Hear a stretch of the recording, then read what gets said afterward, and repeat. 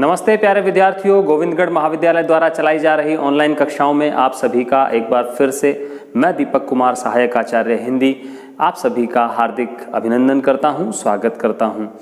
आप जानते हैं कि पिछले दिनों से हम काव्य दोषों की बात कर रहे हैं। काव्य दोष क्या होते हैं, काव्य दोषों की परिभाषाएं क्या होती हैं, काव्य दोषों के संबंध में विद्वानों के क्या मत रहे हैं, काव्य दोष कितने प्रकार के होते हैं, उनके भेद क्या क्या होते हैं, इस बारे में हम पूर्व में चर्चा कर चुके हैं। और पिछले दिनों हमने श्रुति कटुत्व दोष की बात हमारी कक्षा में की थी। आज की कक्षा में हम एक और दोष लेकर के उपस्थित हुए हैं। एक और काव्य दोष के बारे में हम चर्चा करेंगे और वह काव्य दोष कौन सा है? वह काव्य दोष है च्युत संस्कृति दोष। च्युत संस्कृति दोष यानी कि संस्कृति से च्युत हो जाना, संस्कृति को छोड़ देना। च्युत का मतलब होता है छोड़ना। संस्कृति को छोड़ दिया जाए तब जो दोष उत्पन्न हो, वहां पर च्युत संस्कृति दोष होता है। और इस शब्द से आप ये न समझे कि कहीं सभ्यता और संस्कृति वाली जो भारतीय संस्कृति और उसकी बात हो रही है। संस्कृति का मतलब है काव्य में जो व्याकरण के नियमों के पालन करने की जो संस्कृति है, उसको जब छोड़ दिया जाए तो वहां पर च्युत संस्कृति दोष होता है। मैं यहाँ बोर्ड पर लिख देता हूँ, आप भी अपनी नोटबुक में लिख लीजिएगा, उतार लीजिएगा। देखिए, च्युत संस्कृति दोष। तो च्युत संस्कृति दोष वहां होता है, जैसा कि मैंने आपको बताया कि व्याकरण की जो संस्कृति है, व्याकरण की जो परंपरा है, उसको छोड़ दिया जाए जब कविता में, या उसका ध्यान न रखा जाए, या भूलवश या किसी कारणवश जब किसी अनुपयुक्त शब्द का प्रयोग कर दिया जाए और व्याकरण की दृष्टि से जब रचना में दोष उत्पन्न हो जाता है तो वहां पर च्युत संस्कृति दोष होता है। देखिए, इसकी एक परिभाषा, एक सामान्य सा लक्षण मैं यहाँ लिख देता हूं, आप भी वह उतार लीजिए, आपको काम आएगा। देखिए, जब काव्य रचना में व्याकरणिक नियमों का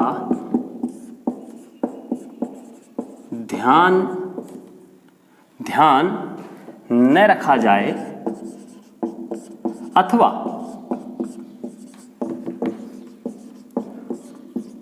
व्याकरण विरुद्ध शब्दों का प्रयोग कर दिया जाए। अब ये किसी भी कारण से हो सकता है कि जो कवि है उसे ज्ञान ही न हो सकता है कि लय की मांग हो ऐसा प्रयोग करने के लिए, ऐसा भी हो सकता है कि भूलवश कवि के द्वारा ऐसा कोई प्रयोग कर दिया जाए। तो जब काव्य रचना में व्याकरणिक नियमों का ध्यान न रखा जाए अथवा व्याकरण विरुद्ध शब्दों का प्रयोग कर दिया जाए तो वहां पर च्युत संस्कृति दोष होता है। तो इसका लक्षण तो ये हो गया। अब हम उदाहरण की बात करते हैं, 2-3 उदाहरण की बात कर लेते हैं। और मैं आशा करता हूं कि आप भी अपनी नोटबुक से माफ़ कीजिएगा, आपके पास जो भी किताब उपलब्ध है वहां से, या कोई व्याकरण की किताब होगी या काव्य शास्त्र की किताब होगी, वहां से आप कुछ अच्छे काव्य दोष के जो उदाहरण हैं, जो संस्कृति दोष के जो उदाहरण हैं, उनका संकलन करके अपने पास एक अच्छे नोट्स बना लेंगे। 2-3 की बात मैं कर लेता हूं, ठीक है? तो चलिए, तो उदाहरण क्या है देखिए। उदाहरण देखिए, तब मुख की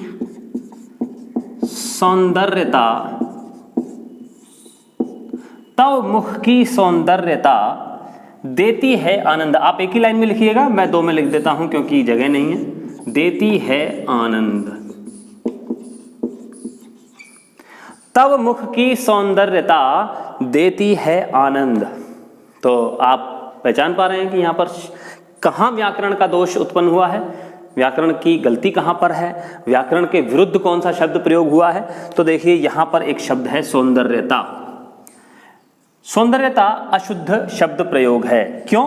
क्योंकि या तो शब्द होता है सौंदर्य और या शब्द होता है सुंदरता। जब भाववाचक, सुंदर शब्द से जब भाववाचक संज्ञा बनाते हैं तो सुंदरता बनता है स्त्रीलिंग शब्द और पुल्लिंग शब्द बनता है सौंदर्य। तो सौंदर्य बनता है यहाँ, तो यहाँ सुंदरता बनता है। अब यहाँ पर क्या किया गया है, यहाँ पर ये प्रत्यय और ता प्रत्यय दोनों का प्रयोग कर दिया गया है। तो दोनों का प्रयोग कभी नहीं होता है एक साथ, एक बार में एक ही प्रत्यय का प्रयोग होता है एक प्रकार की भाववाचक संज्ञा बनाने के लिए। तो यहाँ पर आप देख सकते हैं कि सौंदर्यता शब्द जो है व्याकरण के विरुद्ध है, इसीलिए यहाँ पर कौन सा दोष उत्पन्न हुआ है, च्युत संस्कृति दोष। अब आगे बढ़ते हैं, मैं थोड़ा सा मिटा देता हूं। कुछ एक और उदाहरण हम जिनकी बात करेंगे। देखिए, एक रामचरितमानस की चौपाई है। तुलसीदास बड़े कवि हैं और जिन्होंने भक्ति काल में रामचरितमानस जैसा एक अद्भुत महाकाव्य लिखा, लेकिन वहाँ पर भी इस तरह की कुछ कमी आ गई है, गलती हो गई है। देखिए क्या बोल रहे हैं, मरम वचन तब सीता बोला, मरम वचन तब सीता बोला, हरि प्रेरित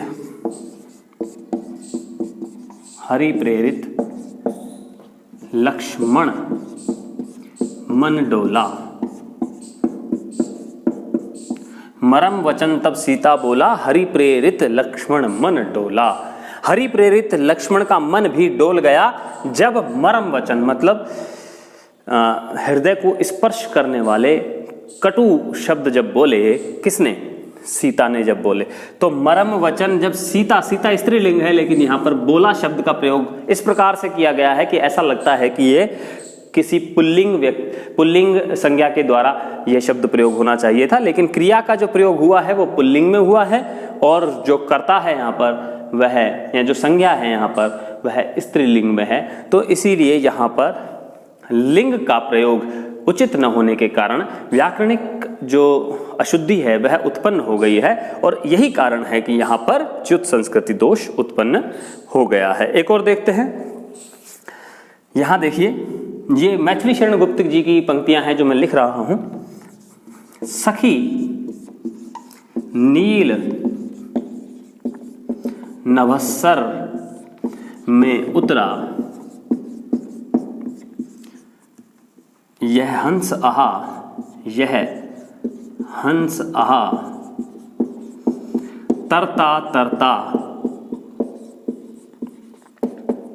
सूर्य के लिए बात कही गई है कि नभ रूपी सरोवर में उतरा है, हे सखी नीले नभ रूपी सरोवर में उतरा है यह हंस सूर्य को कहा गया है, हंस आहा तरता तरता। और दूसरी पंक्ति में देखिए, अब तारक मौक्तिक शेष नहीं, निकला जिनको